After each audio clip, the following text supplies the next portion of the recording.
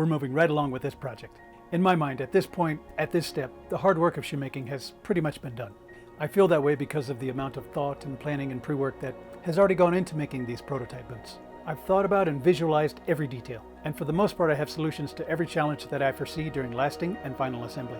That, along with the formula of how I make shoes by hand. Those principles and methods may evolve and improve, but I don't have to reinvent the process with every project. Shoemaking as a craft has stood the test of time, so I only have to adapt to any challenges that may come up.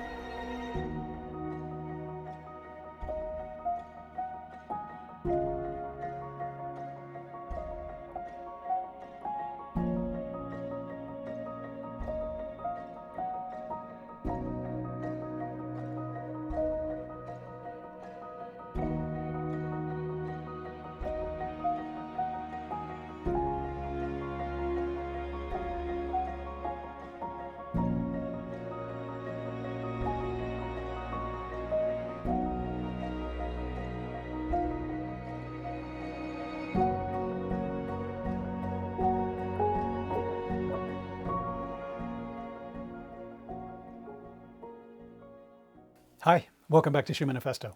Today we'll be getting into the cutting and sewing stage of this handmade boots project.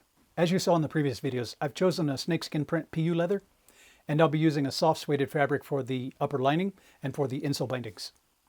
The very front of these boots at the toe box, I'll be using a black calf leather, and that again for the sock liner and label.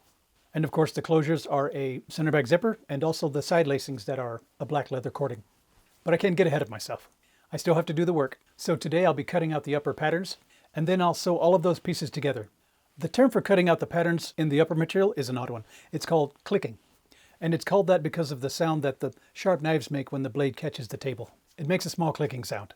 The other main step for today is called closing, which is when all of the upper pattern pieces are sewn together into one piece, and then that can be closed over the last. I will also be dressing and mounting the insole board onto the last. The insole boards are the backbones of the boots, if you will. This step in my process does have a lot of ancillary work, but all of it is critical to the next step in the process, which will be assembling and lasting the uppers back onto the lasts, and then onto the first fitting. Like I mentioned, the material that I'm using is a snakeskin print PU leather, and for that reason I'm not going to skive and fold the edges. It's very tough to get PU to look right, and with as many corners and angles as this look has, it would be very time consuming. And skiving PU never works out well. So I'll keep both the upper material and the lining material raw edged. Also, there's no flocked backing on either of those materials, so it'll be fine. If we refer back to the tech flat, these boots are made up of several different pieces, some of which don't touch or are not sewn together at all. This design is something akin to a sandal or a gladiator, all held together by that leather cording. That also means that without a last or a display stand or a leg, these boots won't support themselves or stand on their own. I will be using a few pieces of stiffener though, which I'll be covering in the next video, where we will actually complete the lasting of these boots.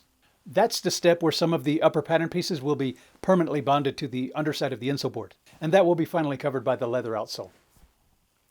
I'm going to leave you with a look at clicking and closing the uppers for this Handmade Boots project series. After this step, we're nearly complete with these handmade boots. I'm pretty sure that I'll be finishing this project in the next video. All that's left is finishing work like the heel and the outsole, and then the always exciting final presentation. So the call to action this week is a reminder that success takes lots of time and practice and persistence.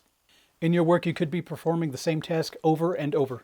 You may even have to cope with years of failure before an opportunity presents itself. But don't give up on that dream. See you in the next one.